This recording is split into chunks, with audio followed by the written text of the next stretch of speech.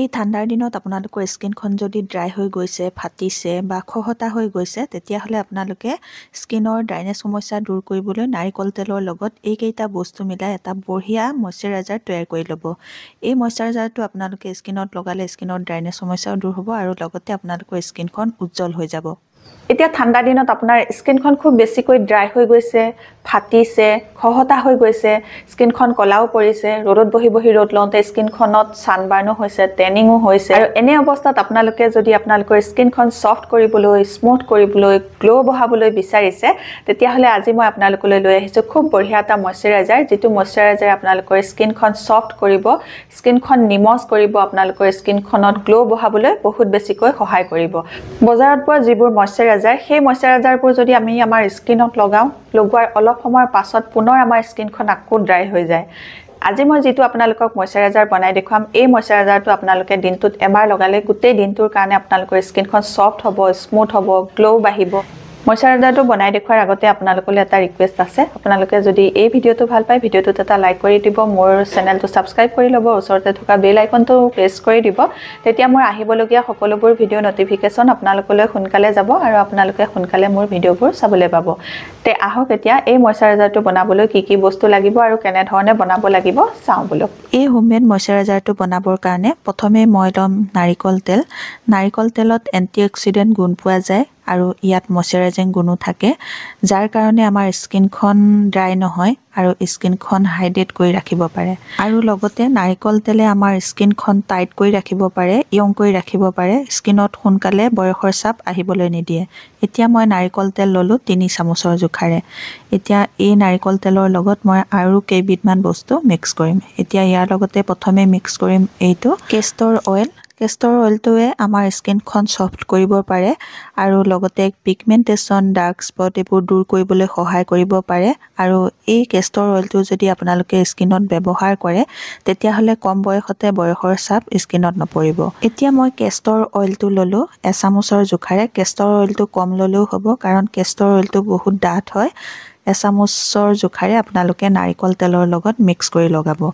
এতিয়া মই এয়া আনিছোঁ বাদাম ৰগন অইল। এই তেলটোৱে আমাৰ স্কিনত এণ্টি এজিঙৰ কাম কৰে। স্কিনখন ছফ্ট কৰিবলৈ, স্কিনখনৰ গ্ল' বঢ়াবলৈ, বলি ৰেখা দূৰ কৰিবলৈ, বয়সৰ চাপ দূৰ কৰিবলৈও এই বাদাম তেলটোৱে বহুত বেছিকৈ সহায় কৰে।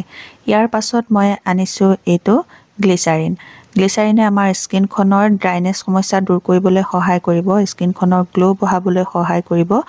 এতিয়া মই গ্লিচাৰিন লৈছোঁ এয়া 1.5 চামুচৰ জোখাৰে।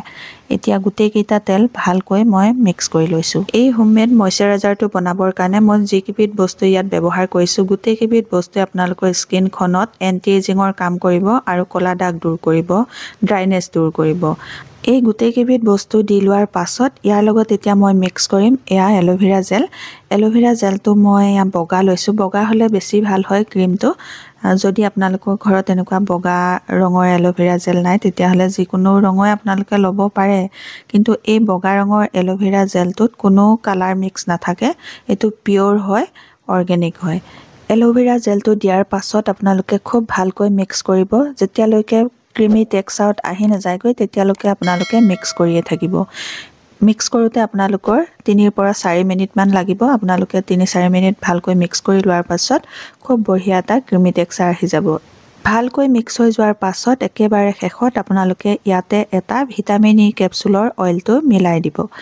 এতিয়া মই এটা ভিটামিন ই কেপচুলৰ অইলটো মিলাই আকৌ এবাৰ ভালকৈ মিক্স কৰি ল'ম। এতিয়া ভিটামিন ই অইলটো ভালকৈ মিক্স হৈ গ'ল। মিক্স হৈ যোৱাৰ পাছত এইটো এটা খুব বঢ়িয়া মইশ্চাৰাইজাৰ তৈয়াৰ হৈ গ'ল। এতিয়া এই মইশ্চাৰাইজাৰটো কোন সময়ত কেনেধৰণে লগাব লাগে তাৰ নিয়মটো মই ভিডিঅ'টো পিছলৈ দেখুৱাই আছোঁ। আপোনালোকে সেইদৰে লগালে আপোনালোকৰ স্কিনৰ পৰা ক'লা দাগো দূৰ হ'ব, ড্ৰাইনেছ দূৰ হ'ব আৰু আপোনালোকৰ স্কিনখন য়ং হৈ থাকিব, স্কিনখন ছফ্ট আৰু উজ্জ্বলো হ'ব। এতিয়া তৈয়াৰ হৈ গ'ল এইটো এটা খুব বঢ়িয়া মইশ্চাৰাইজাৰ। এই মইশ্চাৰাইজাৰটো আপোনালোকে দিনে 2বাৰকৈ লগাব। এবাৰ ৰাতিপুৱা গা ধোৱাৰ পাছত আৰু আনবাৰ ৰাতি শোৱাৰ আগত। ৰাতি শোৱাৰ আগত আপোনালোকে মুখখন ধুই ল'ব। মুখখন ধোৱাৰ পাছত এই মইশ্চাৰাইজাৰটো লগাব। মইশ্চাৰাইজাৰ লগাই আপোনালোকে ৰাতি তেনেকৈ শুই থাকিব।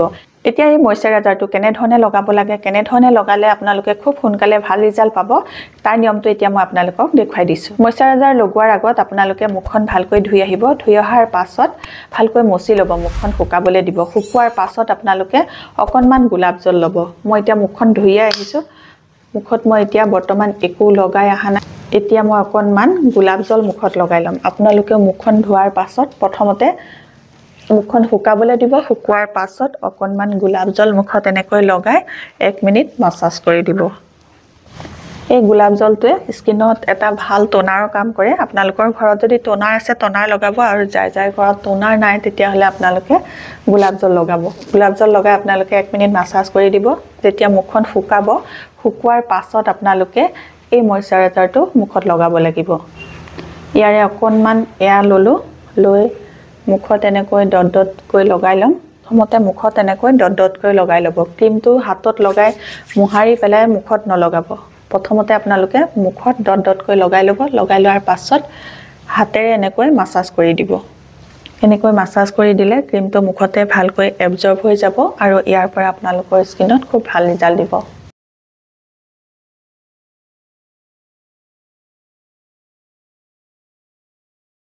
এনেকৈ আপোনালোকে ৰাতিপুৱা গা ধোৱাৰ পাছত এই ময়শ্চাৰাইজাৰটো লগাব, আৰু ৰাতি শোৱাৰ আগত আপোনালোকে মুখখন ভালকৈ ফেচ ৱাছ কৰি ল'ব। ফেচ ৱাছ কৰাৰ পাছত টোনাৰ লগাব নালাগে, ৰাতি ডাইৰেক্ট আপোনালোকে এই ময়শ্চাৰাইজাৰটোৱে লগাব।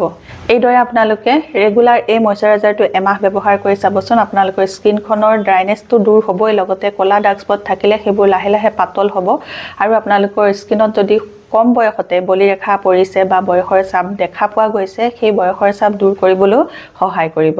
আজি মই আপোনালোকক এই ভিডিঅ'টোত খুব বঢ়িয়া এটা ময়শ্চাৰাইজাৰ বনাই দেখুৱালোঁ, যিটো ময়শ্চাৰাইজাৰে আপোনালোকৰ স্কিনখনৰ ড্ৰাইনেছ দূৰ কৰিব, স্কিনখনৰ ক'লা ডাৰ্ক স্পট দূৰ কৰিব, স্কিনখনৰ পৰা বলিৰেখা দূৰ কৰিবলৈ সহায় কৰিব। যদি আপোনালোকে এই ময়শ্চাৰাইজাৰটো ভাল পাইছে তেতিয়াহ'লে মোৰ ভিডিঅ'টোত এটা লাইক কৰি দিব, মোৰ চেনেলটো ছাবস্ক্ৰাইব কৰি ল'ব, আপোনালোকৰ ফ্ৰেণ্ডৰ লগত এই ভিডিঅ'টো শ্বেয়াৰ কৰি দিব। নতুন এটা ভিডিঅ'ৰ সৈতে, নতুন এটা বেলেগ টিপছৰ সৈতে আপোনালোকৰ মাজলৈ মই আকৌ আহিম। তেতিয়ালৈকে নমস্কাৰ, আজিলৈ আহোঁ।